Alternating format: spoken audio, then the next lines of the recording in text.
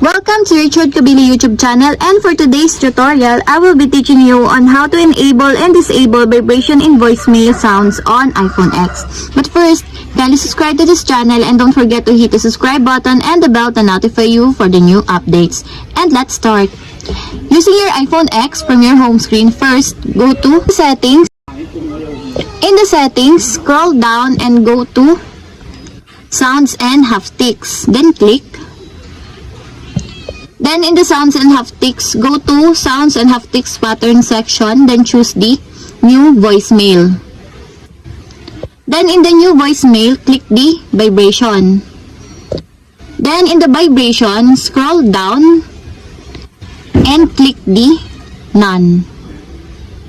Your vibration pattern is now disabled.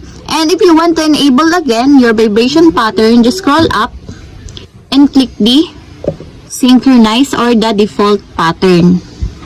And that's it. We have successfully enabled and disabled vibration and voicemail sounds on iPhone X.